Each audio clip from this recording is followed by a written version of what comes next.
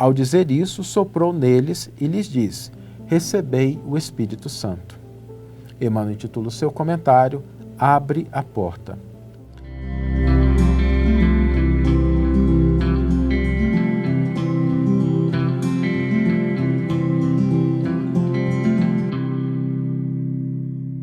Olá, meus amigos, olá, minhas amigas, sejam todos muito bem-vindos ao programa Reflexões com Emmanuel. E hoje nós vamos tratar de um questionamento que muitas vezes nós podemos nos fazer até de maneira velada. Por que é que Deus, na sua infinita sabedoria, no seu infinito poder, não incute mais rapidamente uma melhora, um direcionamento na nossa conduta, na nossa maneira de agir, de pensar, para que a gente possa, de fato, se aperfeiçoar? Por que Deus não muda a cabeça de algumas pessoas que, se fossem transformadas de maneira mais rápida, poderiam alterar de forma drástica o quadro das nossas relações familiares, sociais e até globais? Por que Deus não faz isso acontecer? E a verdade, esse questionamento, embora ele seja legítimo, porque parte de uma constatação de que coisas precisam ser melhoradas e de que não falta poder e recursos ao Criador, ele esquece um elemento fundamental. Deus não violenta consciências. A consciência, ela é sagrada, é onde está escrita a lei do Criador. E não adianta a gente violentar a consciência do outro, como às vezes a gente acaba fazendo, a pretexto de convencê-lo de coisas para as quais ele ainda não está preparado. Pensemos no exemplo da natureza. Quando a gente planta uma semente, naquele processo, Deus oferece tudo para a semente. Oferece o solo com os nutrientes, a água necessária, o cuidado do agricultor, o ar, o sol, mas germinar é papel da semente. Deus poderia fazer de uma hora para outra árvore que já produzisse frutos? Indubitavelmente que sim.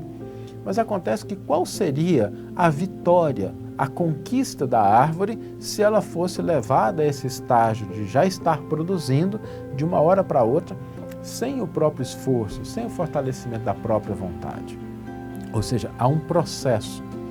E dentro desse processo, nós vamos encontrar 3 elementos que precisam se conjugar com os recursos, com o apoio, com a vontade do Criador, para que realmente possamos ter êxito naquilo que nós queremos melhorar, aperfeiçoar e conquistar.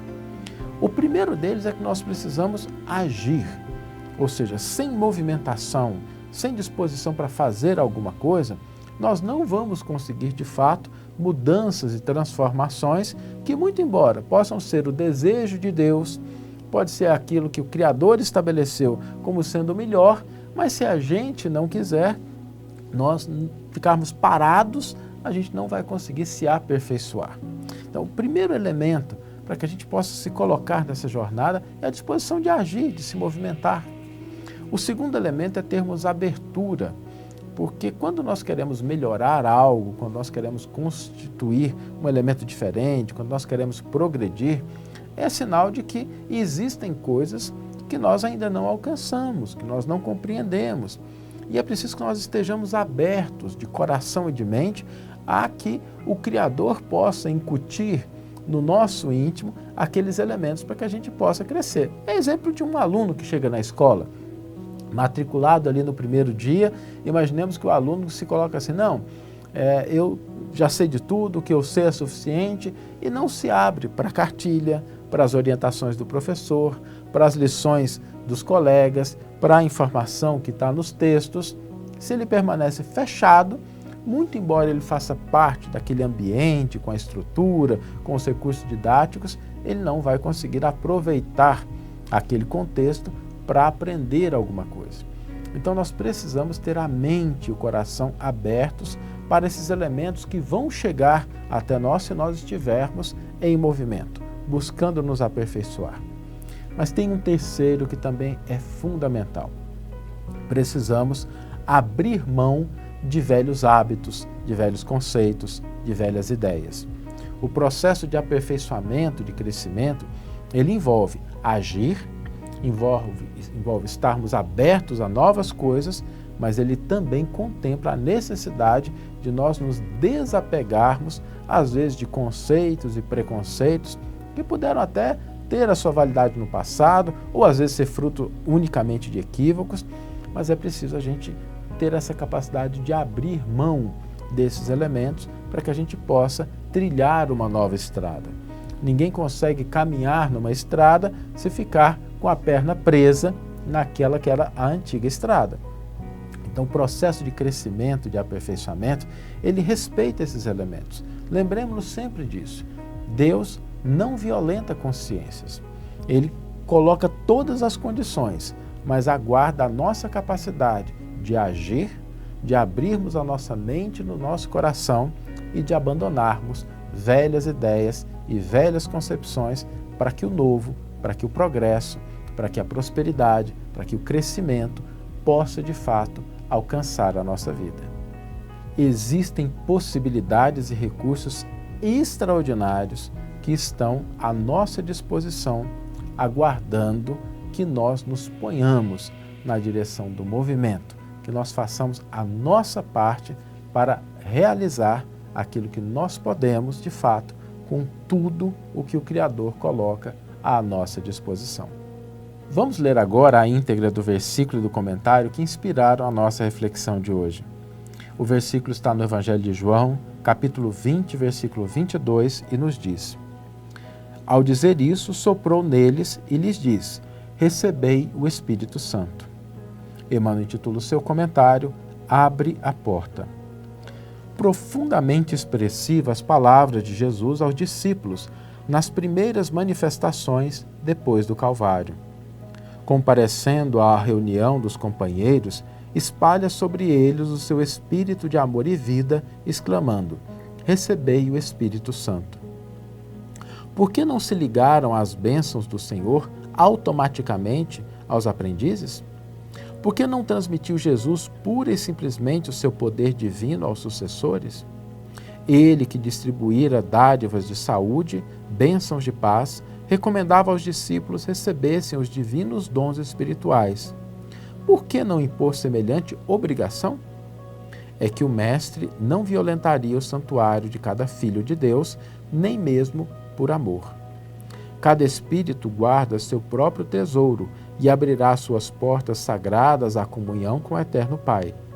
O Criador oferece à semente o sol e a chuva, o clima e o campo, a defesa e o adubo, o cuidado dos lavradores e a bênção das estações, mas a semente terá que germinar por si mesma, elevando-se para a luz solar. O homem recebe igualmente o sol da providência e a chuva de dádivas, as facilidades da cooperação e o campo da oportunidade, a defesa do amor e o adubo do sofrimento, o carinho dos mensageiros de Jesus e a bênção das experiências diversas. Todavia, somos constrangidos a romper por nós mesmos os envoltórios inferiores, elevando-nos para a luz divina. As inspirações e os desígnios do Mestre permanecem à volta de nossa alma, sugerindo modificações úteis, induzindo-nos à legítima compreensão da vida, iluminando-nos por meio da consciência superior. Entretanto, está em nós abrir-lhes ou não a porta interna.